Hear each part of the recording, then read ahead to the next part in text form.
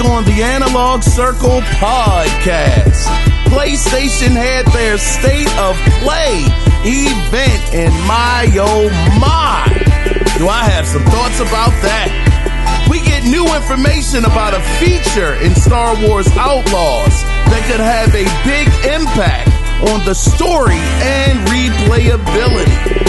We get some very exciting news about Final Fantasy VII Rebirth that could hold us over until the official release of the game.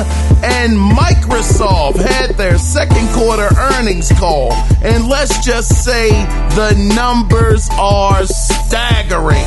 All of these stories can be found here and many more in episode 196 of the Analog Circle podcast. I am your host, Kiaun Mitchell, and I want to say welcome.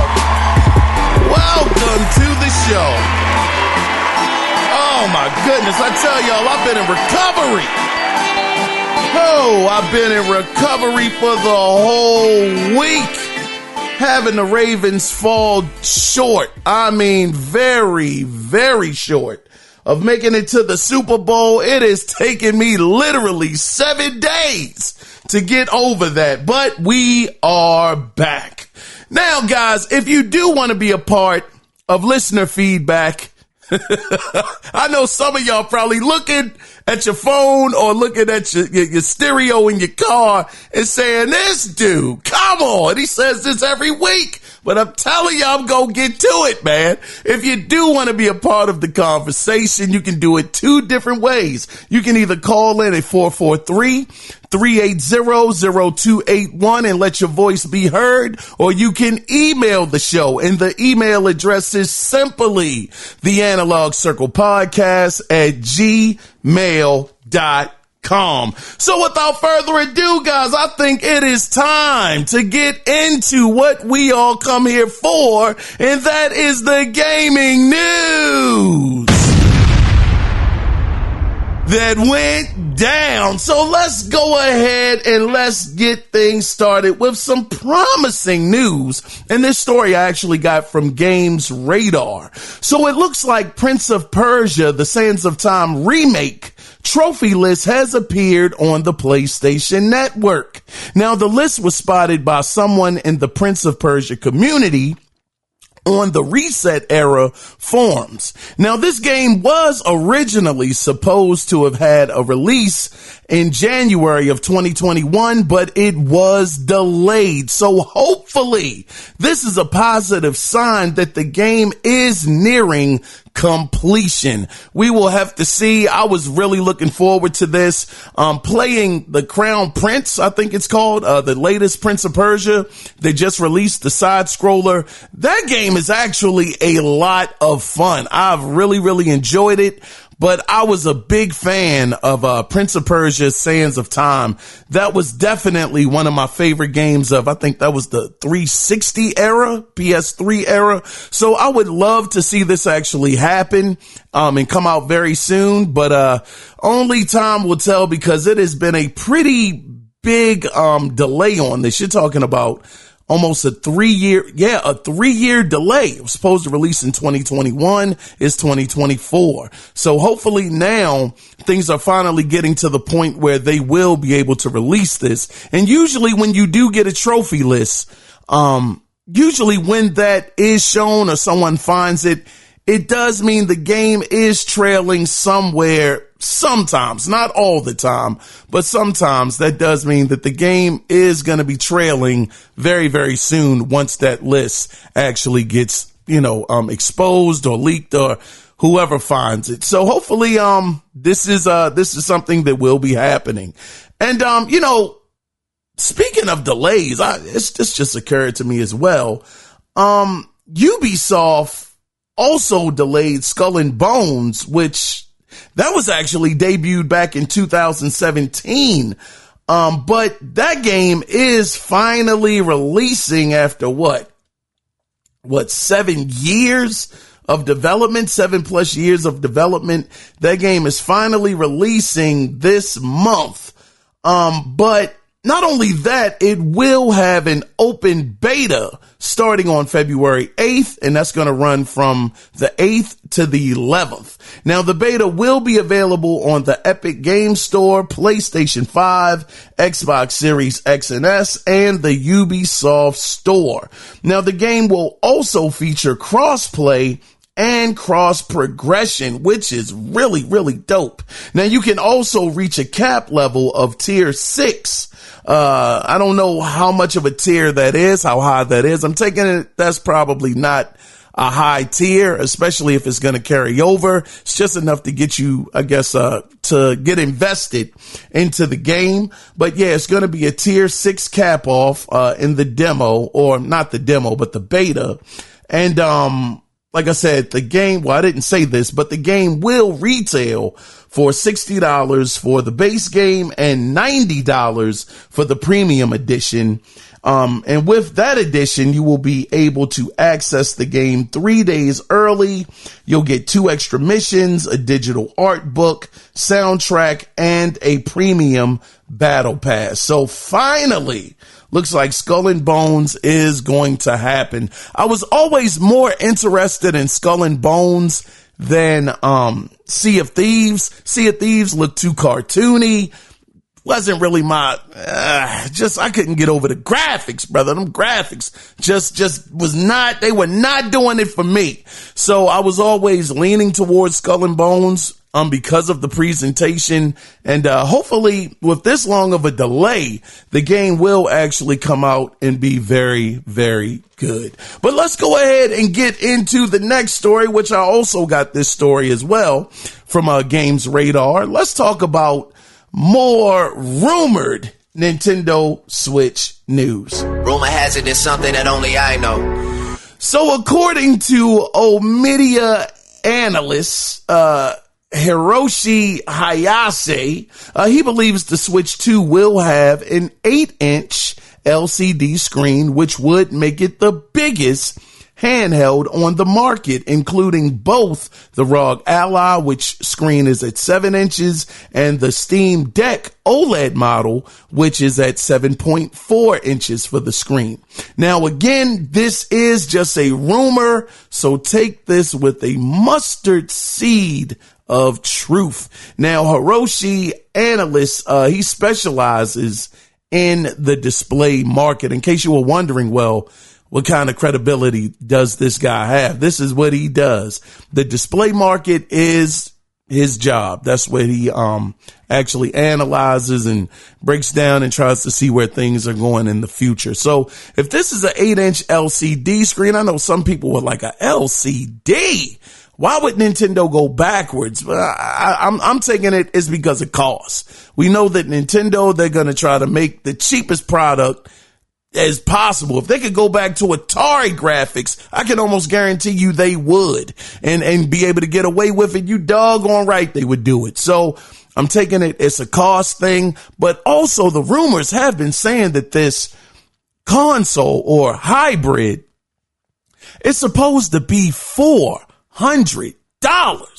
Now, whether or not that is true or not, I'm not sure. That's usually not where Nintendo actually goes when it comes to their price point. They try to make it the cheaper price point on the market out of the three. So if they are going at $400, man, I don't know. Again, I don't know how well that's going to work out for them. If that does turn out to be true, it'll be a very interesting, it'll be an interesting conversation when it does happen, or if it does happen. But this 8-inch screen, I think this is a good idea. I mean, at least that shows that they're trying to compete as far as screen size against ROG Ally and the Steam Deck, which have really caught, especially the Steam Deck, have really caught a little bit of fire over the last year or two. You know, these things have actually been selling. So I love it. I love that it'll be competition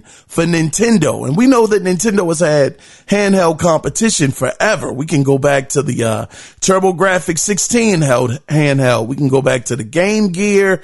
We can even go up to more modern day with the PlayStation Vita and even before that, the PSP. So they have definitely been in the trenches. Atari tried their hand with the Atari Lynx, and everybody has fallen to Nintendo when it comes to this handheld market. So we'll see if they'll be able to continue to keep their vice grip on the handheld market, especially having two new competitors that are throwing their hats into the ring. And they seem like very good competitors as well, especially if Nintendo was going to have their handheld be $400. This should be very, very interesting.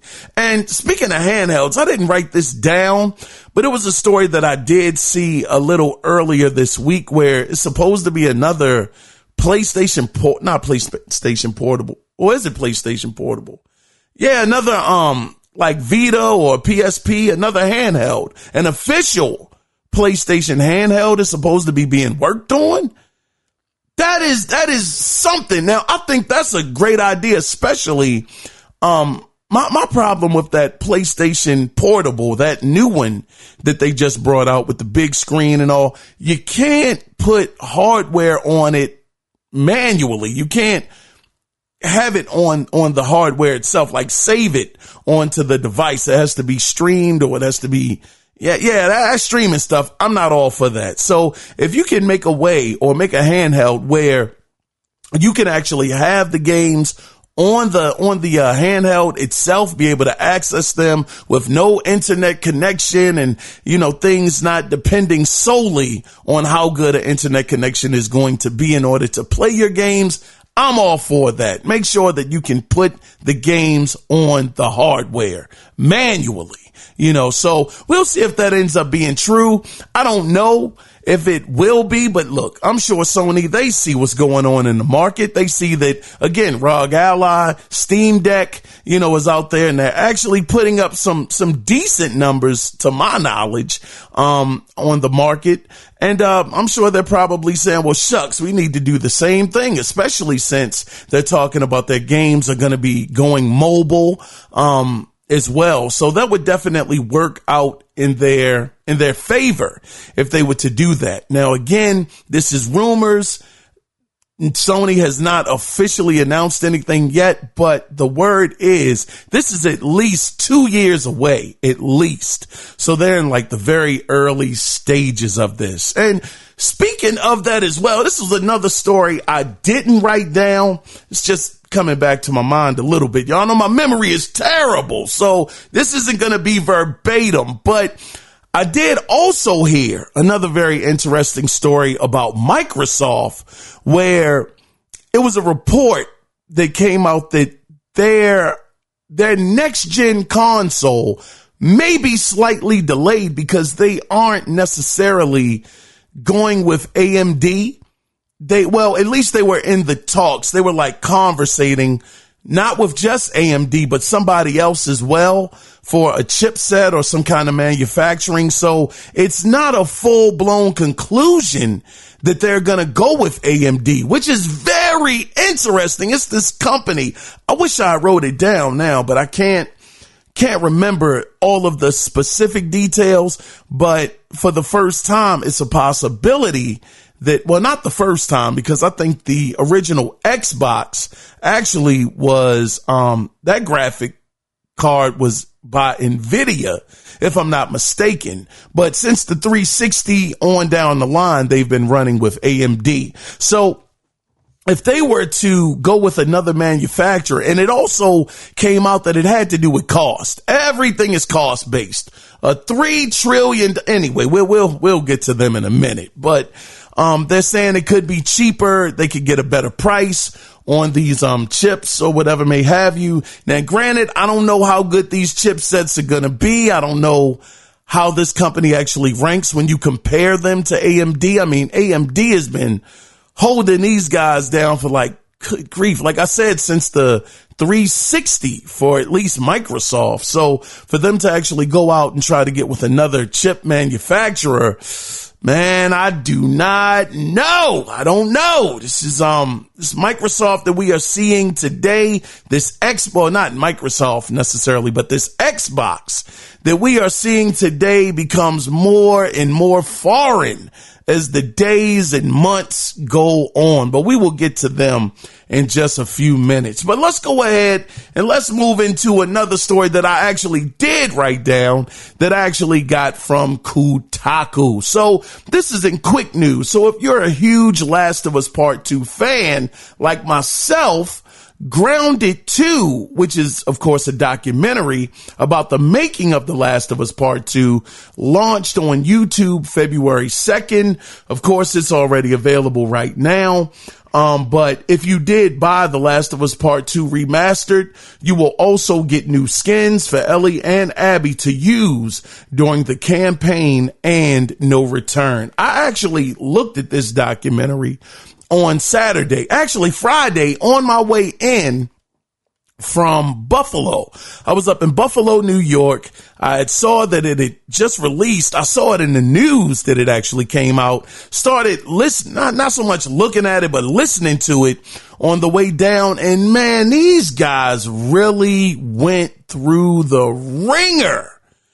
I mean, doggone, some of the threats that these guys, of course, I'm not going to ruin anything because, it is a set of people that have not played one of the absolute greatest games ever created, in my opinion. Best game of last generation. I put a stamp on it. It was incredible. So I don't want to ruin that amazingness for any of you guys as far as spoilers go, but just the amount of death threats and things that were being said to the team, it really made me see that, God, dog, man, some jokers are just crazy, ridiculous. How this stuff can take a toll on your mental health and, just some of the things that, they just had to go through. And I always wonder, I've never been that upset at a developer. I've never been that upset at an exec. I can't stand what Phil Spencer does, but I don't want any bodily harm to happen to that man. He's done nothing to me or my family personally, because at the end of the day, this is gaming. It is a hobby. It's supposed to be fun. So I'm never one to ever advocate for getting someone hurt because of a decision that they made when it comes to a game. That's just, I just can't get behind that. I don't know how we can vilify the same people, that are in an industry that we all love, man. I just can't get behind that. So I would highly recommend you guys check that out. It was a fantastic documentary. It's going to take a little bit of your time. It's a little over 2 hours long, but man, it was really, really, really well done. I would highly recommend you guys. Definitely, if you find the time, check it out. And I would only recommend, now this is the thing, I would only recommend that you watch it if you have beaten The Last of Us Part 1 and Part 2, because they go into a ton of different spoiler territory that I wouldn't want anybody to see, unless, they've, of course, beat the game, because I wouldn't want it to be ruined for you. It was just so dope, man. They went through the E3 demo that they put up. They heard all of the comments where people were saying that can't be real. There's no way that a game looks that good on a PlayStation 4. They lying. Man, just check it out. It was a great doc. I'm going to leave it there, and we're going to move on into the next story. It was so good, though. But let's go ahead and let's go over this story that I found on PlayStation.com. So if you are a PlayStation Plus Premium member, that's right, a PlayStation Plus Premium member, you will get access to Spider-Man 2, but it will only be for 2 hours. God, dog. Move this man. Oh, man. You are a premium member, and you only get access to Spider-Man 2 for 2 hours because it's a trial. God, dog. Now, this will begin on February 6th. And if you do decide to purchase the game, the trophies and progress you make in the trial will carry over to the full game. PlayStation, what are you doing, God dog? What are you doing? Hey, listen, man. Okay. All right, let's evaluate this. Let's not just jump the gun. That's definitely a Buddhist man moment, but I will say that we all know that with PlayStation, that's just not their model. It's not. Xbox is the one that's day and date with everything that releases day and date. Oh, yeah, hey, Microsoft. Oh, we got to talk about y'all about the lovers. But right now, PlayStation, we know that that's not what they do. Day and date's never. Well, I'm not going to say never. I'm not going to say it's never going to happen when it comes to putting their games in their service. So we know that it's two different philosophies.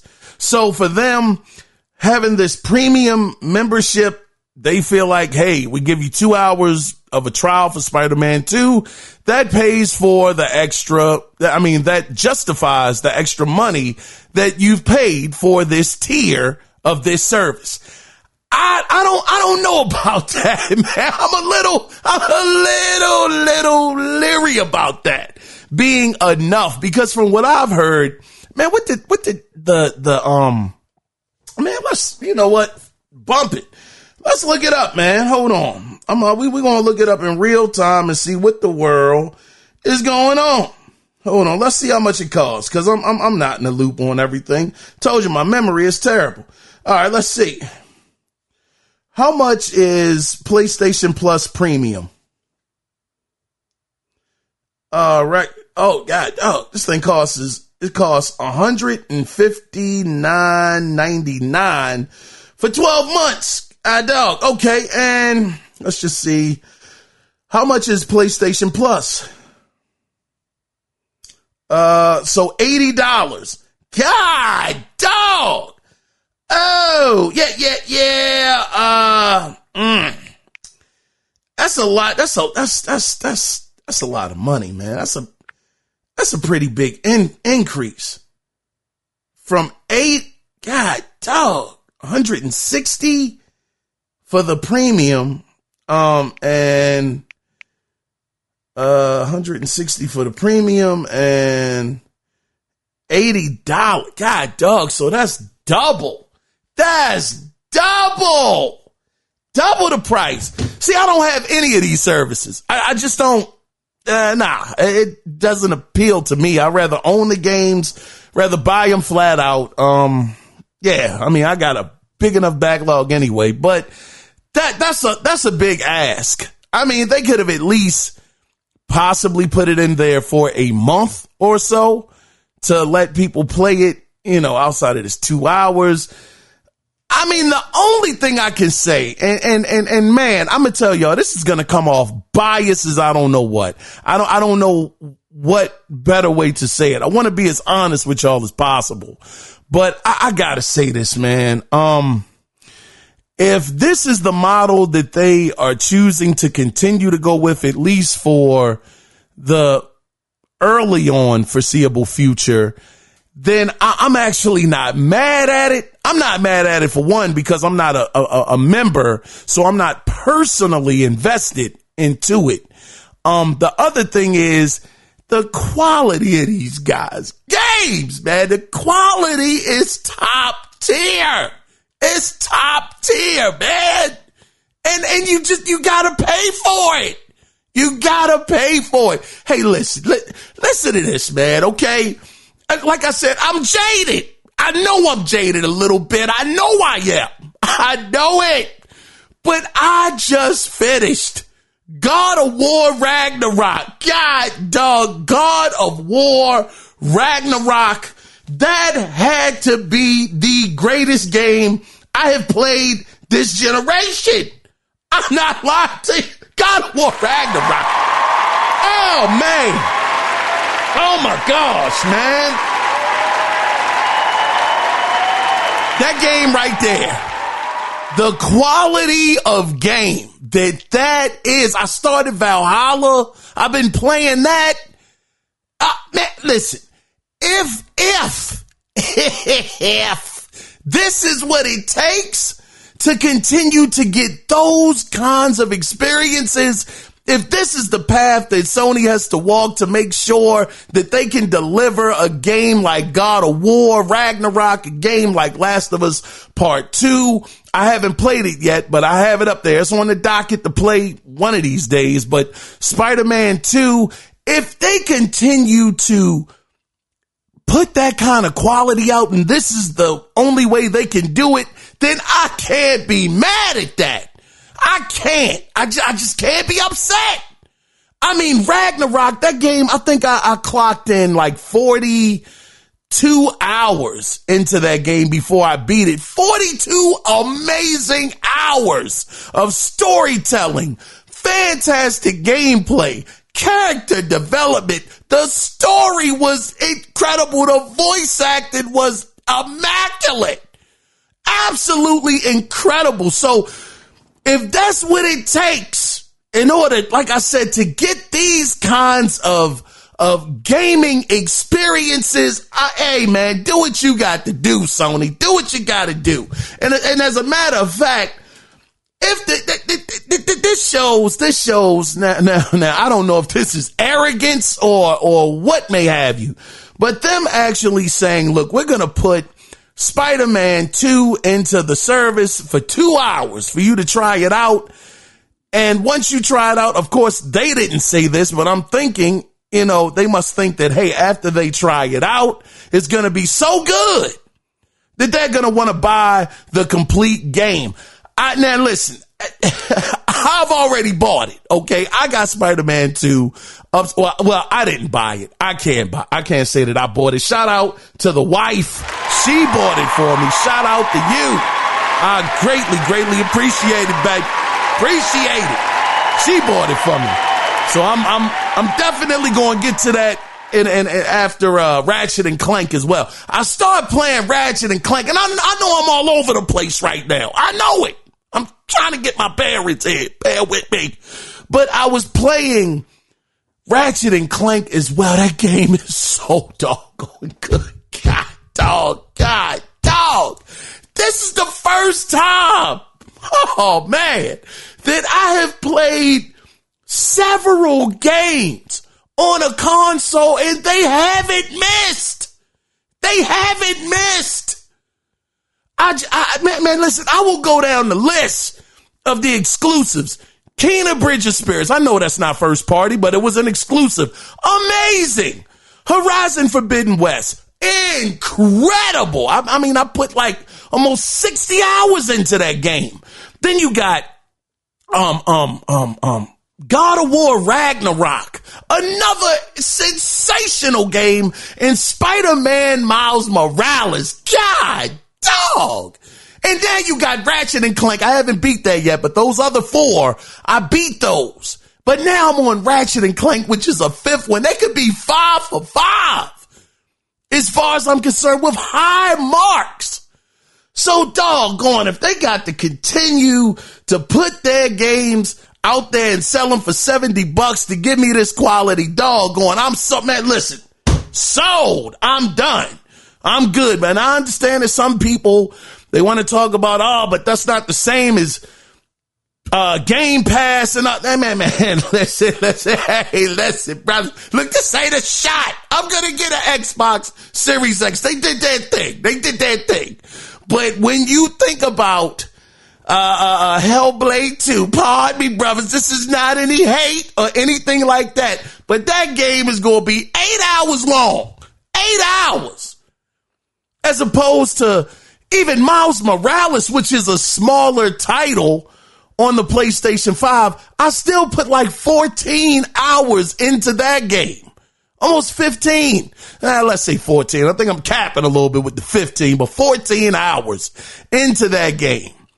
And you're telling me that Hellblade 2 is going to be 8 hours? And granted, I'm still buying it. I'm going to buy it, but we can see that there is a little bit of a difference. Something is going to fall by the wayside. Now, I'm not opposed to shorter games. I'm not. I actually kind of welcome it. So for me, Hellblade 2, that's going to be great to be able to play that for 8 hours and move on. And hopefully, excuse me, fellas, hopefully it'll be a really good experience, which I have nothing but the utmost confidence in what Ninja Theory is going to be able to do. But my only point is, somewhere down the line, something is going to fall to the wayside, because the Game Pass model, I've never been a believer in it. I still don't believe in it. I think it's bogus. I don't like the model. I don't. I really, really don't, especially if it's going to take some of the quality down of the game. I will pay you for great quality in a game. I will give you the full price point instead of just having it in a service and it be, it was good. I want excellent. God of War Ragnarok was excellent. 10 out of 10. Best game I have played this generation. It might be my game of the generation, but I doggone, I'm going to put this one to rest because I have rambled a long time on this and we got to move on to the next story. But again, if you're interested, you're a premium member, a PlayStation Plus premium member, Spider-Man 2, the trial will be available on February 6th for 2 hours. Let's move on into the next story. So let's get into some more news here that I got from Nintendo News. So this next story, again, take it with a mustard seed of truth, as I always say with these rumors. But according to two leakers, the first is, his name is Shepshal. It's spelled S-H-P-E-S-H-A-L, Shepsalnik. Man, God, dog. Yeah. That's what I said. I can't pronounce this. But the second guy's name, his name is Bill Kiaun. It's spelled Bill -Kun. Bill Kiaun. They both are claiming that Nintendo will be holding a Nintendo Direct presentation this week. I don't know about that. But like I say, as always with these rumors, take them with a mustard seed of truth. I just don't know about that, man. I mean, I know Xbox, they went earlier last month. Then, PlayStation, they went, just a couple of days ago. Nintendo going this week. I don't know. Only time will tell. Hey man, just have your phone alerts on. Nintendo may be doing something, and whatever they do, I'm sure it's not going to be Switch related or anything like that. It's probably going to just be strictly games. But I do remember one year, I believe, when the Switch was actually about to release, they had did a show, and it was early. It was early in the year, if I'm not mistaken. Was it early? I hate when people do that too. They start thinking out loud while they talking to you. I can't stand that. So I'm not going to do that. I'm not sure when the show was, but I don't think it could be out of the realm of possibility for them to at least tease that they're going to have some kind of announcement for the Switch later on down the line, if this show is true. But again, we don't even know if it's going to happen or not. So only time will tell. But let's go ahead, man, and let's get into the next story. So this next story I actually got this from Push Square. So let's talk about some Final Fantasy VII Rebirth news. So you will be able to preload the game on February 27th at midnight, which that may be a great idea because the download size of this game is freaking massive. It is 145.250 gigabytes, almost 146 gigs that you will have to have free on your hard drive in order to download this game. So yeah, that may take quite a while, which is why you might want to preload this joker. But in some other news that is some exciting news, I may add. It looks like at the State of Play that's happening on February 6th, where we will be getting a deeper dive into Final Fantasy VII Rebirth, it also looks like a demo of the game will drop and this is according to PlayStation Game Size on Twitter, who wrote, quote, Final Fantasy VII Rebirth demo, players will earn the in-game item Kupo Charm, it's spelled Kupo, Kupo Charm survival kit, end of quote. Now, of course, Sony has not confirmed this yet, but how dope would it be if this is true? Now, of course, the full game releases on February 29th, but imagine February 6th. You're watching this State of Play, PlayStation State of Play event for Final Fantasy VII Rebirth. And at the end of the show, they say, oh, by the way, we know that you're very excited about Final Fantasy VII Rebirth, and to hold you over, download the demo today. That would be incredible. Now, this is a game I'm definitely buying. Am I getting it day one? Absolutely not. I am not. I'm trying to get through my backlog as it is. I've beaten since last year up until present day. I think I've beaten about 5, maybe 6 games that I've had on PlayStation 5 already, but I still got like 6 more to go. So I'm still in a backlog state. So I'm definitely not trying to add on to it, especially not Final Fantasy VII. Did you see how big this file is?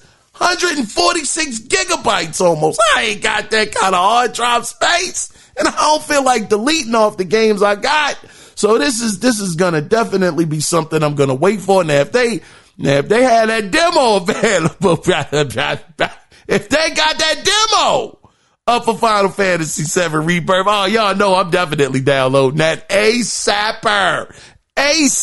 I mean, I downloaded the demo of Final Fantasy 16 as soon as it was active. I was off of the road. I was home. I was up at like 2 a.m. It became available. I downloaded that joker. I was on it. Matter of fact, that's another game I want to buy. But anyway, I regress. We will see what happens with this. Hopefully the demo is true, and we'll be able to get just a nice little taste of what Final Fantasy VII Rebirth is going to be. Let's move on into the next story. So I got this next story from Tech Radar. So Star Wars Outlaws. Oh my goodness. Y'all know that is definitely in my top 3 most anticipated games this year. And we just got some more info on the game. Now, it's not a mind-blowing amount of info, but it definitely will make the adventure a little more exciting. So, according to creative director Julian Gerighty, his last name is spelled Gerighty, or is that Gerighty? The game will have a reputation system. Now, we said, quote, as a scoundrel,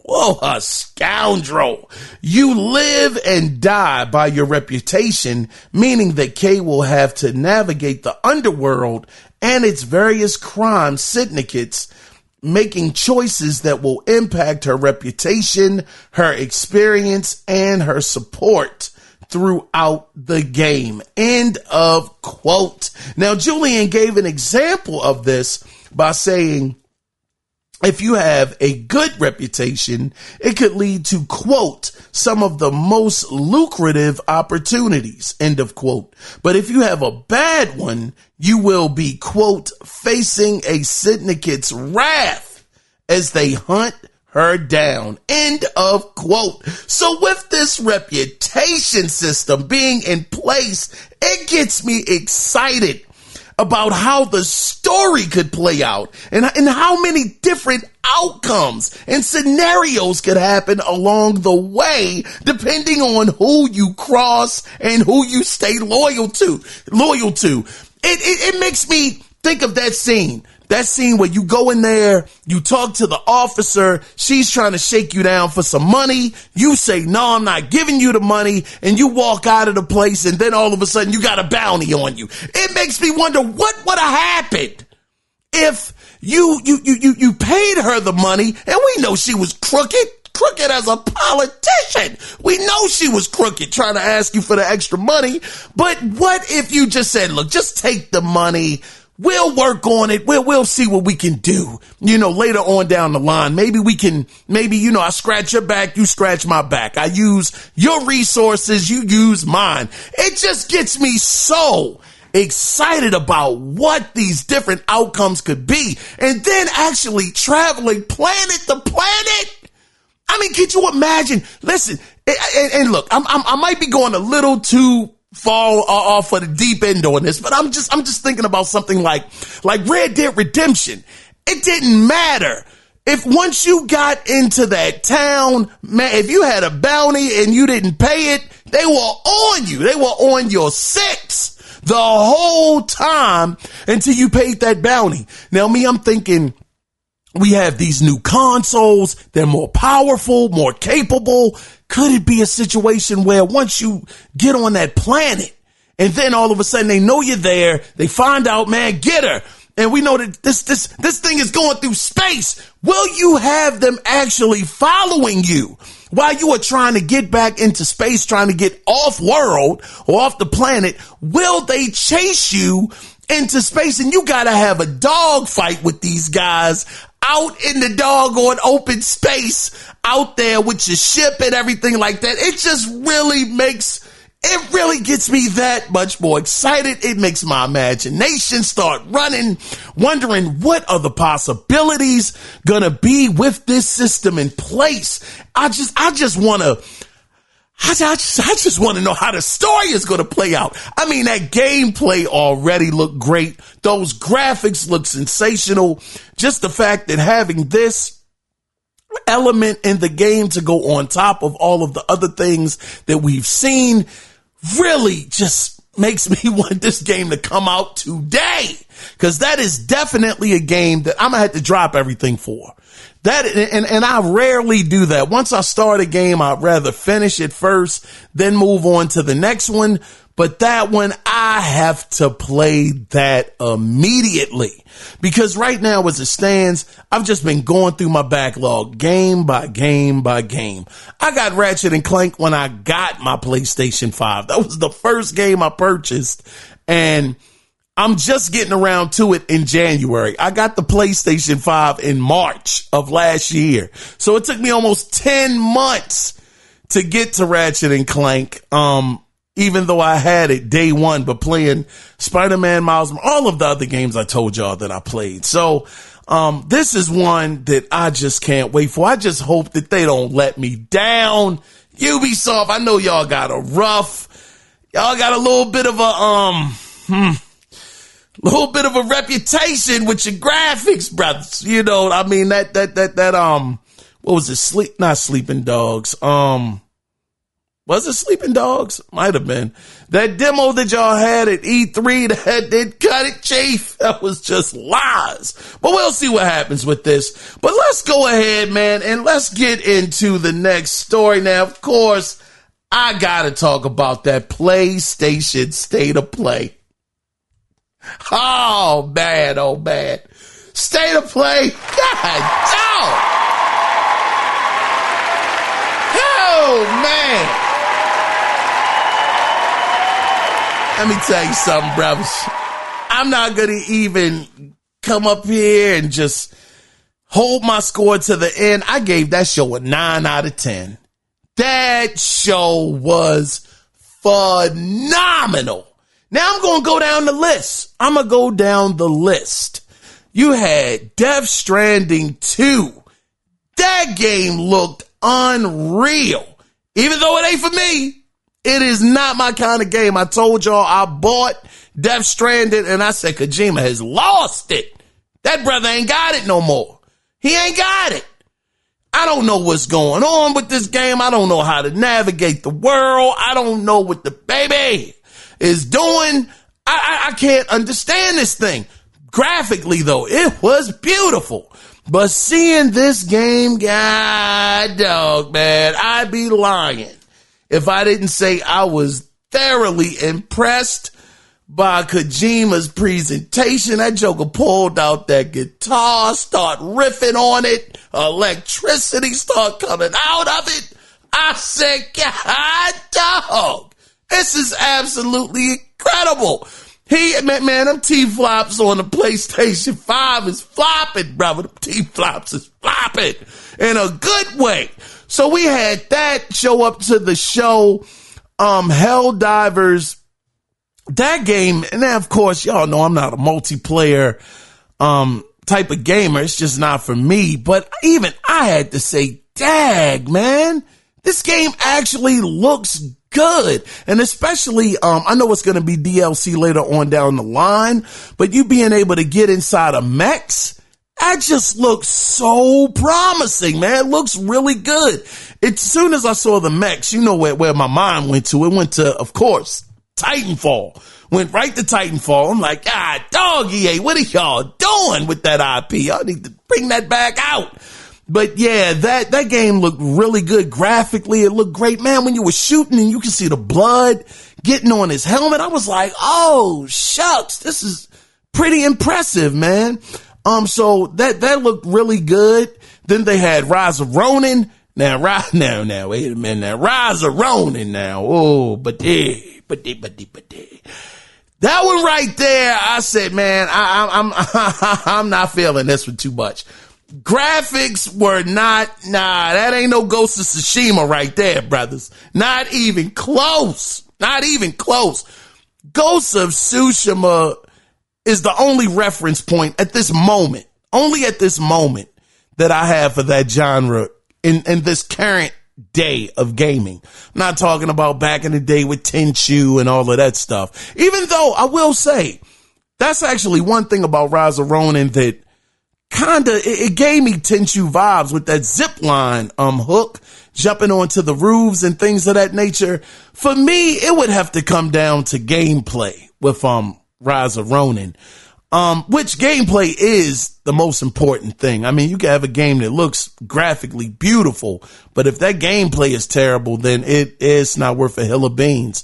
So if Rise of Ronin does have some really good gameplay, the combat is really nice, which the combat, I gotta admit, it did look really, really promising. Then that could be a game that I would get later on down the line, but that's definitely not a game that I'm going to rush out and get. But man, not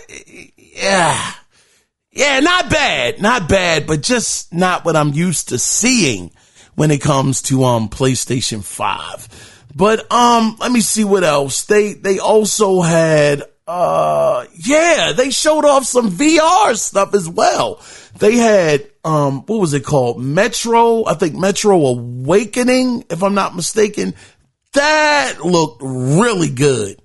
That looks like probably the closest thing that I think the PlayStation VR is going to get to Half-Life Alyx, because I thought Half-Life Alyx would have made it over to the PlayStation VR 2 by now. And it hasn't happened. So I'm kind of giving up on that, but this looks like this will be the closest thing that you will probably get to something like that, being on that level. So I thought it was great to see that, as well as the other VR game, Legendary Tales. That looked really good as well. Kind of like a Skyrim-esque kind of game, not quite, but, just being able to use that sword and stab it and all. I was like, man, this is really good to see that they haven't fully given up on PlayStation VR 2, that they still have games coming out and they're showing it on their show's stage, as it were. So I thought that was fantastic to see. Then, Silent Hill 2, the remake. Oh man. Hey, this is the thing about that Silent Hill 2. Oh, shucks. I have played Resident Evil 4 Remake, brothers.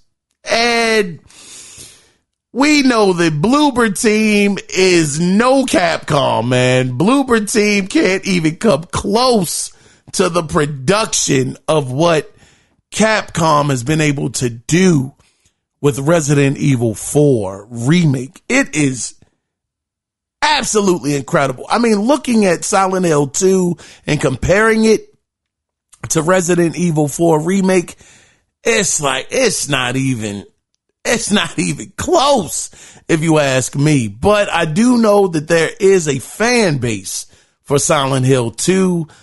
And I know that there are people that are genuinely excited about this. I'd be lying if I said I am, because I'm not. Now, this is a game I will not be buying. I was never a Silent Hill fan.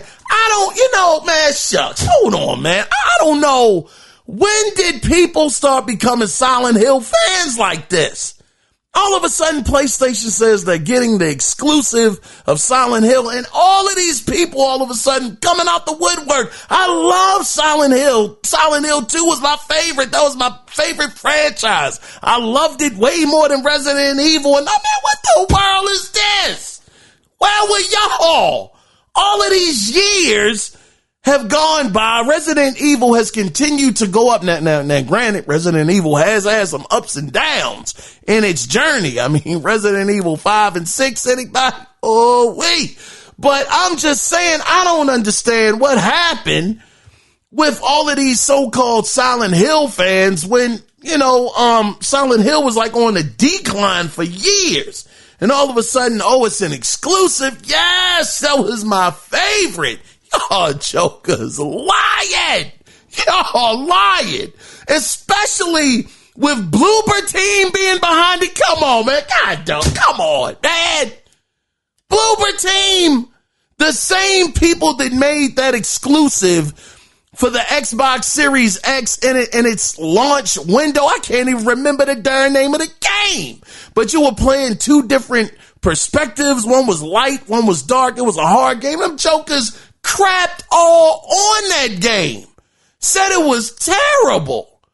Why would anybody buy this? And y'all are trusting that same team to do Silent Hill 2? Man, a lot of caparoni going on around here, man. You got to be kidding me. So yeah, this is not one I will be getting. I thought it was cool that they actually did a shadow drop of that demo of the game. Well, not a demo of the game, pardon me. This, a shadow drop of a Silent Hill game. It looked like it was kind of PT inspired a little bit. I didn't download that game because, again, I'm not a Silent Hill fan, not even remotely. Resident Evil all day. That's all I need, as far as, these two different, IPs go. But they did have that there. So, I mean, they did make good on their promise, as it were, that, they were working on this and they showed it off. So it's got to count for something. But man, you jokers are tripping if y'all think this looks as good as Resident Evil 4 Remake. I don't see that at all. But they also showed off actually the exclusives that stuck out to me that really stole the show for myself was V Rising, and I know that's a PC game. It is exclusive on the PlayStation 5. I don't know how long the exclusivity is going to last. PlayStation, they seem to be pretty thick when it comes to their exclusives. They're usually not letting them go for at least a year, maybe 2 in some cases. I think Final Fantasy 16, is it? I don't think it's 16. I forgot. I know it's one game that has like a 2-year exclusivity deal with PlayStation. So, V Rising is, one of those exclusives. I don't know how long it's going to be for, but it looked really, really good. I was very excited to, see that. I like the overhead view, the camera. I thought it was graphically really nice. Looked like it had great gameplay. So I'm very interested in that, but the game has stole the show for me. It stole it. God dog, this game right here. I'm so excited for it. Stellar Blade, god dog it. Stellar Blade, I got to give it up one time. Oh my goodness. Oh my gosh. Stellar Blade was rocking, man. That Joker comes out, and then they had a release date of April 26th. I was like, oh, I'm sold. I know some people know the game is Stellar Yams. I know it's out there, doggo, with them yam burgers. I get it, but the game, wait a minute. Man, Jokers are ridiculous. Oh, man, that's all I heard on social media, man. Stellar Yams got to talk. Oh, man, I got a kick out of you, mother lovers. Golly. But I will say the game, though, genuinely, outside of the yam burgers and all that stuff, genuinely looks like a really solid game. I mean, the graphics have held up. That gameplay, if that's not like Bayonetta-esque, I don't know what is. That kind of Devil May Cry kind of feel to it. I am genuinely excited about this game. And I know some of y'all probably saying, I bet you are, brother. But I am. I'm genuinely excited about this. Stellar Blade looks so good, man. It's been a game I've been waiting on since we saw it. What was that? Way back in 2021? Maybe? It was the same show where they showed off Wolverine. Whatever show that was, where Wolverine was premiered for the first time and they had Knights of the Old Republic remaking. I mean, the show was amazing. It showed up at that show. So I'm not sure if that was 2020 or 2021. But nonetheless, it was absolutely sensational to see it. I was so happy. Can't wait for April 26th, to come. And, I will be copping that. That is if my money is in order, I will say that is a day one cop for me. That's going to be amazing. Then things got a little weird for me a little bit when they showed the Until Dawn remake. That was a major head scratcher for me. And I understand that they got a movie coming out or a show or something like that that's being made based off of it. But I was like, man, this is crazy. I don't know what Sony is doing when it comes to these remakes. I mean, look, and you guys know I was a huge fan of Until Dawn. I actually still have it on the PlayStation 4. That was one of the earlier games I bought as well. And I was mind blown by how great that game was. That story, the different characters that can survive, the ways they can survive or not survive so much. It was just genuinely a fantastic game. And I don't think that they have reached those heights that they did with Until Dawn since. I know The Quarry, they released The Quarry, the Dark Pictures anthology, I believe. But they just, to me, in The Quarry, I haven't played it, to be fair. I haven't. If any of you guys have played it, let me know how it compares to Until Dawn. I would love to know. But they just never seem to be able to get back to that amazing greatness that they had done, with Until Dawn. So them remaking this, I'm probably gonna skip it more than likely. I beat Until Dawn a few times. No, only beat it once. One time, I think two people died. I couldn't save everybody. But I would think 2 was pretty good, though. I only lost 2 out of the group. But I ain't no way I would go back to try to save everybody. That'd just be too much. But, this is coming out now. Now, for people who haven't played it though, man, this game was incredible, especially if you have a spouse or a girlfriend or, boyfriend, that you want to try to get into gaming. This is a nice vehicle to try to get that to happen because it's choice based. And, the choices really do matter. So yeah, this was so dope when it first came out, but a remake, I'm just not for it. Hey, you know what? Speaking of remakes, just taking a time out from the PlayStation State of Play for a minute. I just read something, I don't know if it was Kotaku or Games Radar or if it was Gaming Bible. I forgot the outlet. It might have been IGN. I'm not too sure, but it's a rumor going around now. We know how these rumors work. It doesn't always mean it's going to happen. It's just rumors, but they were, talking about, man, is my phone hooked up? Sorry about that.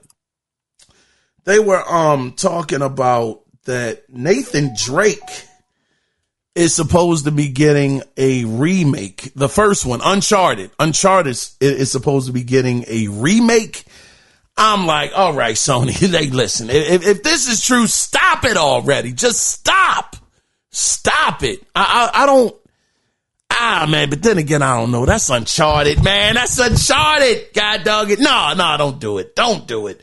Just don't do it. I don't think it's necessary to do that. It was a game we played. We want new experiences, Sony. I'm banging the heck out on my desk. Golly, I need to calm down. But yeah, I don't think that would be necessary to do. I don't think they should bring another remake of Uncharted. I know that they had, golly, who is it? I forget the name of the studio that they bought, but, something Blue. They do remakes all the time. They said that they weren't sure if they were working on it or if it was another team, but one thing for sure was that they said Naughty Dog was not working on it. So, Blue Point, they said Blue Point wasn't involved with it either. So this seems like if it is going to happen, this is going to be a completely different team that has never touched, any Uncharted IPs at all. So again, I hope it's not true, but that is the rumor that is circulating around right now, that will be getting a remake. I'm like, good grief. Well, we'll see. But let's finish up with PlayStation State of Play. They also showed off a couple of other games. They had this one game that was called Zenless Zone Zero, which it looked okay. It had like an anime style to it. I'm not sure if it's a multiplayer game or if it's going to be single player, but if it's single player, I would definitely be way more interested in it. But they also showed off. Now, these are all third parties. Of course, Judas, which Ken Levine, man, one of my favorites, from the BioShock franchise. I'm definitely excited about this to see, what this turns out to be. It's looking really promising so far. I know it's going to be releasing next year. You got Dragon's Dogma. I believe that's coming out in March. That looked really good. And I've never been into it, into any Dragon Dogma games ever before, but that looked really, really interesting. You also had Sonic Generations. Yeah. Good old Sonic. God dog. Joker can't catch a break, man. I wasn't too interested in it, but I know Sonic still does have some fans. But we'll see how that goes. They had Dave the Diver. Absolutely not. I will not be touching that. And they also had, I think that was pretty much it. But the show, man, I could not be mad at the show. I thought they did a phenomenal job, man. I was not mad at it. I thought it was very, very well done. I couldn't find really any fault in it, man. Matter of fact, I got two more stories here. Looks like, let me see. We got, well, wait. Before we get to the last two stories, I actually have here a $25 PlayStation gift card that I want to give away to you guys just as a thank you for you guys rocking out with me and always showing support. So make sure that you get your pens ready, your pencils, whatever may have. You get a piece of paper and write this down. Again, this is for $25 that you can use to put towards some of those games that were shown at the State of Play event. So I'm about to say the event. The code is as follows. It is E9CFTFNBGKXR. As always, it's just a small token of me saying thank you to, the listeners, you guys, for just rocking out. And do me a favor, if you do win and get the code, just either email the show, let me know that you won so I can shout you out, or you can, of course, call in just to let me know that you got it. All right, let's move on into the next story. So it appears that just mere days after mass layoffs, and by the way, I got this story from PC Gamer, but Blizzard Entertainment has hired a new president named Joanna Faries, who will officially start her position effectively on February 5th. In a blog post, wait a minute, I'm about to cough, hold on. Excuse me. So she's going to be starting her job on February 5th. Now, in a blog post, Joanna wrote, quote, "It is an honor to join you next week in this new capacity today. In this new capacity. Today also brings some mixed emotions. The loss of talented teammates in recent days is hard to hold side by side with the immense excitement I feel about joining Blizzard." End of quote. So just a little background on Miss or Mrs. Joanna. She was at Activision as a general manager for the Call of Duty franchise at one point in time, and also spent 11 years at the NFL on its business development, marketing, and licensing team. So they have a new president after 1,900 jobs. It's unreal. Now, this is going to lead us into that earnings call, that Microsoft had. But shout out to her, Joanna Faries, for getting the position. It looked like she's a person of color as well, which is pretty dope. I couldn't 100% tell, but it looked like it. But either way, shout out to her. Hopefully she does a great job. I really hope so, because man, this has just been a huge loss of, like she said, talent, and so many people being laid off at one time is it's really sad. But this next story I actually got from IGN, and again, this is about the Microsoft's second quarter earnings call. And of course, like I just said, we know that 1,900 employees unfortunately got laid off, but let's go ahead and let's talk about these numbers. Show me the money. So on the call, it was revealed that gaming revenue, man, hold on. All right, pardon me. This is unprofessional productions over here. But so again, on the call, it was revealed that gaming revenue grew 49%. 49% with, quote, 44 points of net impact, end of quote. Now, coming from its acquisition of Activision Blizzard, now Xbox content and services, which include Game Pass, grew a whopping 61%. 61%. So here it is. You got the gaming revenue that is up it grew by 49%. Then you have, the Xbox content and services, which again include Game Pass, that grew 61%. with 55 of those points of net impact coming from the Activision Blizzard acquisition. Now, Xbox hardware revenue, I know this was abysmal, but it did grow by 3%. It did grow by 3% following the deep discount of the console over the holiday season.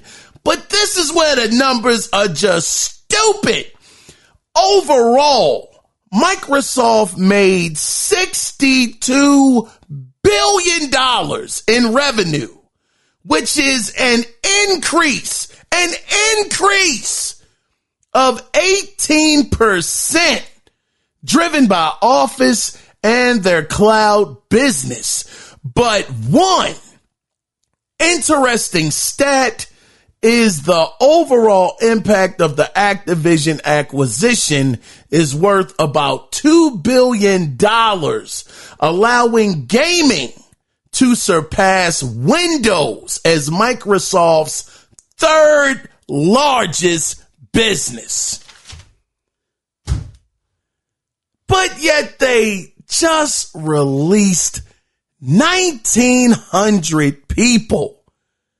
1,900 people are without a job. And I remember the statement, not verbatim, but it doesn't look like they're going to be looking out for those guys. They said that they're going to pretty much do what the law of California tells them to do. They're going to basically follow protocol. Now, granted, one time before when there was a layoff, I believe, I forgot when it was. There's been so many layoffs over the last year or so. They actually gave their employees $10,000. Excuse me. They gave them $10,000, made sure that they had their health insurance, and they were pretty good for like the next 3 months or something like that. But I was like, wow, well, that was pretty dope that they gave them 10 grand, and made sure that they would be covered, with their, medical and things of that nature. But this one, it looks like they are just going to give them what they have to give them. And it's not because of money. They made $62 billion, an 18% increase. But yet it's still not enough. And then, well, we're going to talk about that in the next section. But anyway, man, that is the end of the gaming news this week, which is going to lead us into video game. I just can't believe this, man. I got to break protocol. I understand these businesses are here to make money, but God, dog, 62 billion. And everything is up. Everything is up. Game Pass and the content and services is up 61%.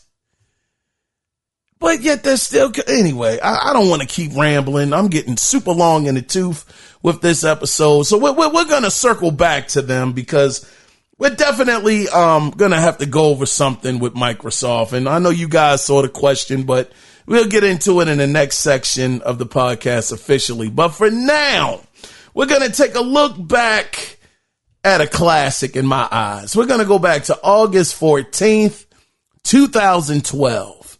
And this is a classic that loads of gamers want a sequel for.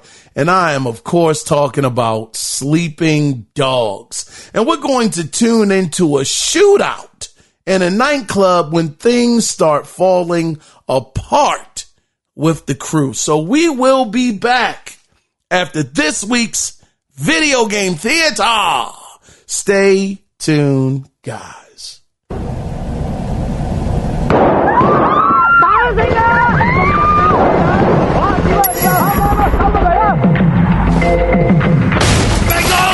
I'll kill her, man!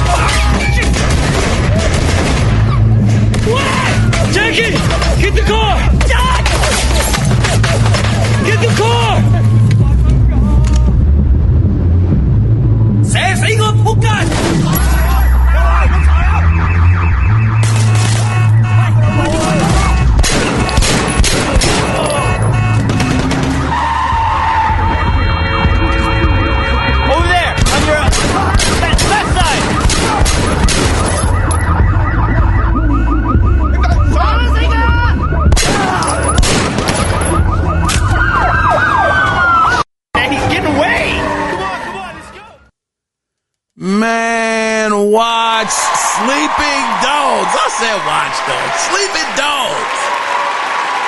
Oh, man. I'm going to tell y'all, I told this story before, but I got to say it again. I bought Judgment because I thought it was the sequel to Sleeping Dogs. I love that game so much. The hand-to-hand combat, the story, the gameplay, the voice acting, everything was done so well. Just that combat system, though, man, it was so nice. Being able to interact with the whole environment, using fish tanks to throw people into, it was just marvelous. Absolutely fantastic game. I would love for them to make a sequel to it. I don't think it's going to happen, but just what a fantastic game. It was awesome. Yeah, but guys, we are going to get into the final section of the podcast, which of course you guys know is a question that I ask you guys every week. And I know you guys saw it early on, but let's go over it officially. And again, thank you guys. So the question for this week is Microsoft's greed killing Xbox? Now, I just went over the numbers with you guys. They're up 61% on one aspect. They're up 49% on gaming revenue. Like I said, 61% with their services and content. Microsoft as a whole has made $62 billion. They're a $3 trillion company, the richest company on the planet. Why do they feel the need to have to? And I know that it's still rumors. It hasn't officially happened, but nor Phil Spencer, Aaron Greenberg, Sarah Bond, Matt Booty, nobody has come out to refute these rumors that Hi-Fi Rush and Sea of Thieves are going to Nintendo and PlayStation. We got this leak. I think it might not have been 100% true, but Tom Warren, I believe he was the one that was covering it. It was some things that were found in the file saying it was a red shirt and a blue shirt. I don't think that was 100% true, but the fact remains that it's still this rumor looming over these titles actually going to PlayStation and Nintendo. And the only thing I can think is that this is being done because of greed.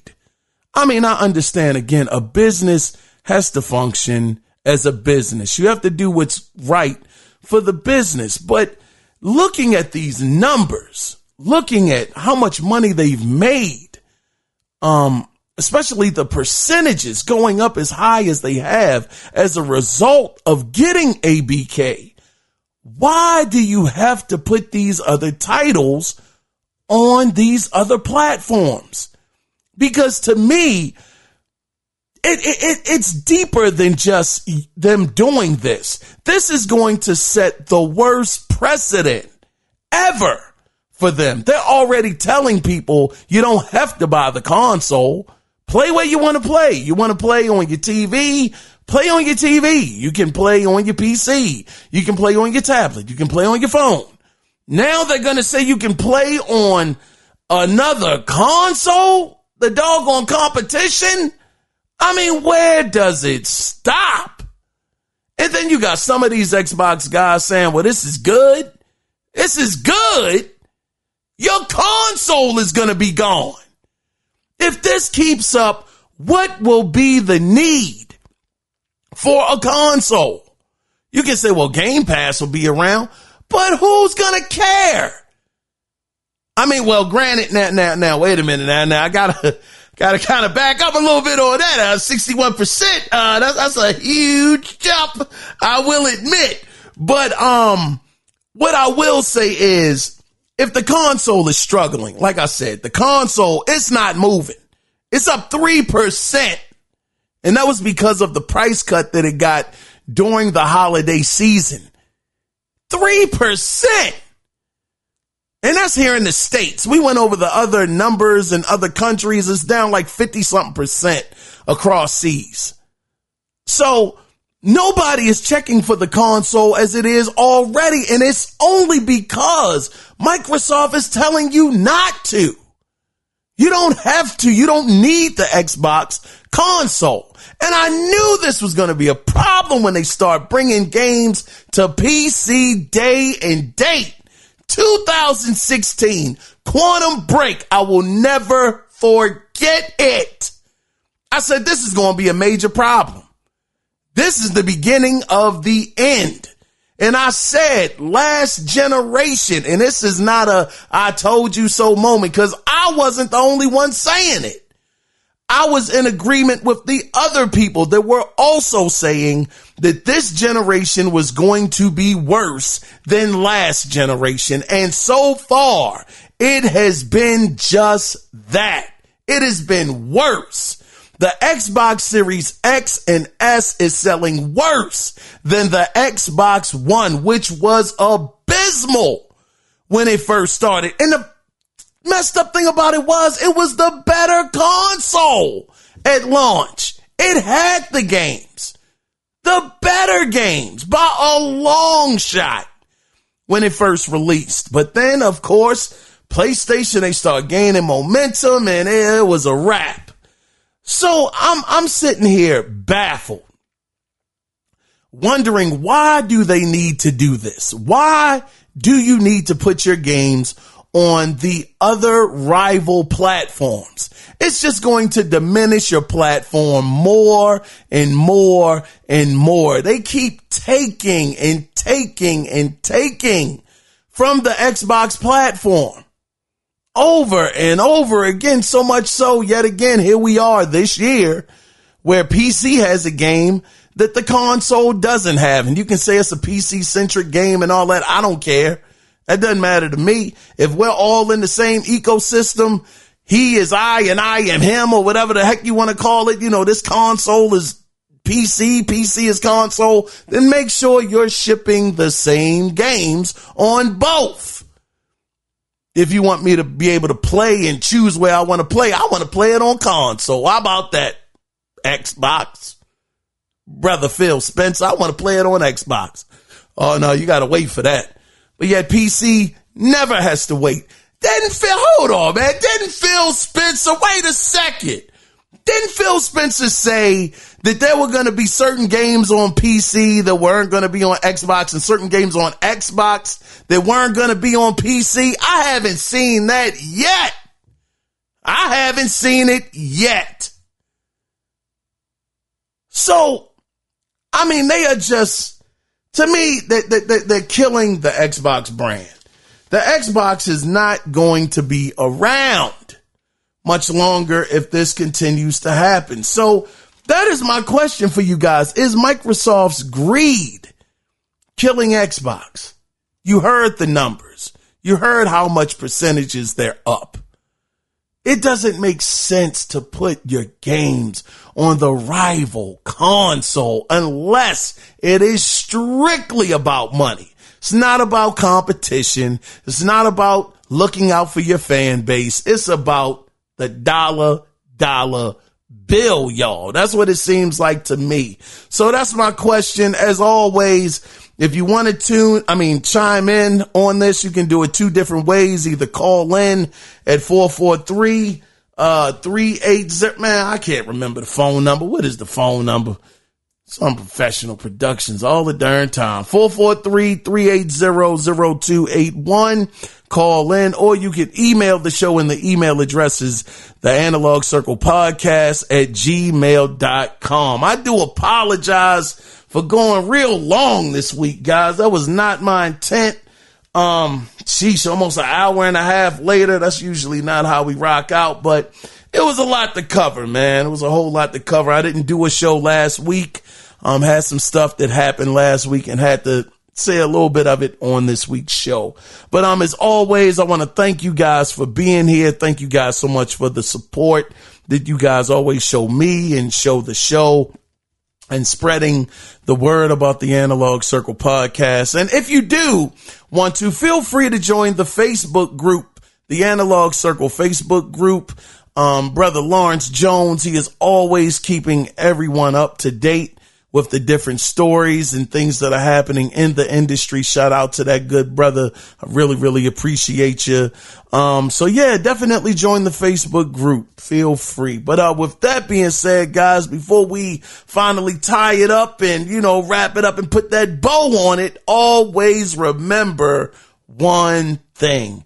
It is not about the consoles. It is about the games. So until next week, when we do it again, you guys take care. Be safe out there. Bye-bye. Watch him. Right. Remember, he's got 2 hands, right?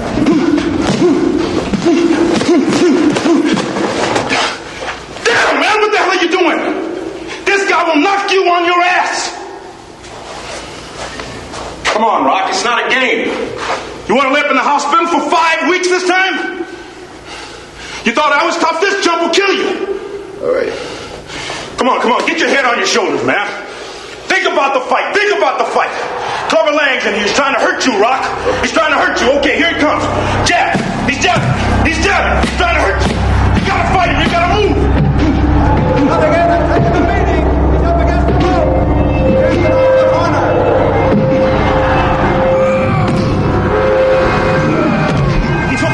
He's hooking. Damn, Ron, come on! What's the matter with you? Tomorrow. Let's do it tomorrow. There is no tomorrow. There is no tomorrow. There is no tomorrow.